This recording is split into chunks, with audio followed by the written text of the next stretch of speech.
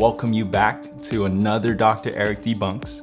Today, I want to debunk what stress is actually doing to our bodies. More so, let us answer together the question of, can stress make you sick? So first, let's break down what happens when we encounter stress. And stress is truly a mind-body experience. We first perceive stress in our mind, and then the body recognizes that and gets into what we call a fight or flight response. It does so by signals in our brain telling our adrenal glands, which sits right on top of our kidneys, to release stress hormones. These stress-related hormones can enhance your memory, your immune system, give you energy, and even enhance your heart's function. This all sounds great, right? But our bodies are not meant to sustain this stress for the long term. For example, if you are hiking and then a mountain lion appears, you want that fight or flight response to kick on. However, if your body is constantly ramped up, it will surely have severe consequences. What ends up happening is the constant release of these stress hormones can go from enhancing your heart function to then overworking it and end up causing high blood pressure. Or instead of temporarily enhancing your immune system, chronic stress will actually suppress it. The number of negative effects of chronic stress on our bodies is numerous, and we've all felt it at some point in our lives. So now it should be clear that chronic stress can in fact make you more likely to get sick because your immune system has now been compromised. My goal today, however, is to actually focus less on explaining how stress affects our bodies, and instead focus more on how we can get back in control when we are stressed.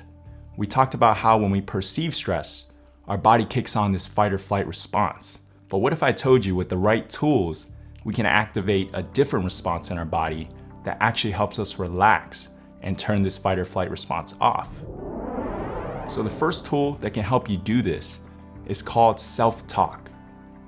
In moments of stress, it's so easy to spiral out of control, to fault ourselves for our mistakes, to talk down on ourselves. We've all done it. But how we talk to ourselves on a regular basis is so important, and even more so in times we're dealing with stress and mental health struggles. A lot of how we speak to ourselves is an extension of how we see ourselves. Too often, the kindness we show others in times of struggle, we forget to show ourselves. So in these moments, showing yourself compassion can not only stop you from spiraling, but help you regain the focus and control of the situation. So the next time you find yourself in a moment of stress, show yourself that self-compassion. The next tool I want to talk about is segmentation. So much of our stresses in our life are due to things we cannot control or tasks that seem impossible to complete. This is where segmentation comes in. We break down big goals into small achievable tasks. Instead of focusing on building a wall, you instead focus on just laying down one brick at a time as perfectly as possible. Instead of trying to lose 40 pounds, you start with drinking one less sugar-filled drink today, or adding just one small serving of vegetable to today's meal. So in those moments where you feel overwhelmed with stress about how much you have to do, I just want you to segment that goal into that one task that you can get to working on right away. And once you're able to do that, the stress level will start to decline. All right, the next thing I want to talk about is setting boundaries.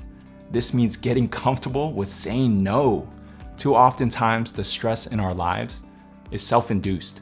We've all been in a situation where we're fearful of saying no because we're worried about what people might think, or missing out, or whatever it may be. The reframe here is that saying no to someone doesn't mean you don't care about them or that you're not interested in an opportunity, but rather it just means in that moment, you're putting yourself first. And if you don't put yourself first, no one will. So draw those boundaries to protect yourself and give yourself the space you need to process your emotions. All right, the next tool is called box breathing. And this tool is a way to actively counteract that fight or flight response, especially when your heart feels like it's beating out of its chest. Box breathing has been proven to slow your heart rate and bring you back in a place of calm. So let's take this opportunity to do it together, okay? I want you to get in a seated, comfortable position. Keep your back straight And when you're ready, I want you to breathe in for 4 seconds. Hold it for 4 seconds. Now slowly breathe out for another 4 seconds. And hold it again for 4 seconds. Now relax. All right, let us give that one more try, okay? So we're breathing in for 4 seconds.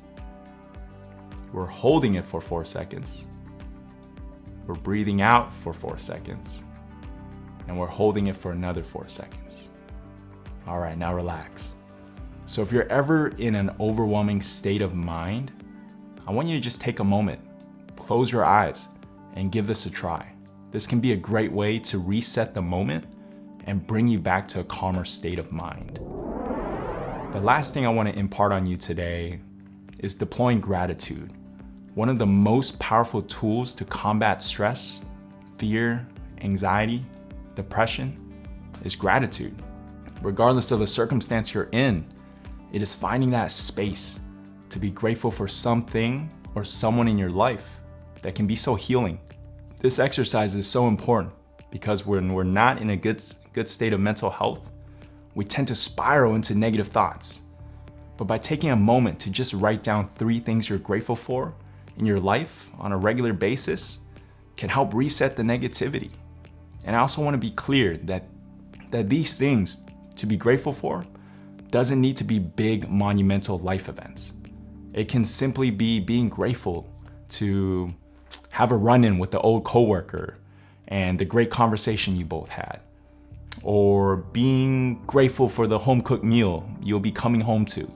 In fact, bringing gratitude to just the simple things in life can be the best way to help regain perspective. All right, that's all the tools I have to share with you today. What all these tools have in common is that they're rooted in self-love. Mental wellness is an expression of self-love and knowing that you deserve it. So the next time you're stressed or having a hard time, I hope you remember these tools and that they can be of help to you. Before we end today, I want to just reiterate that mental health and chronic stress is such a serious issue that simply can't be talked about enough. So if you're someone having a hard time right now, please don't suffer in silence. Talk to your coaches, reach out to your healthcare providers, reach out to your family and friends. You're not alone in this mental health journey. Mental health is just as important as physical health. And we here at Mighty Health know that living well needs to be done holistically, mind, body, and spirit. So I thank you all for joining me on this session today. As always, I always look forward to connecting with you all again soon. For those that are not a part of the Mighty family just yet, check us out at mightyhealth.com for more. We're striving every day to be the modern holistic home for healthy living.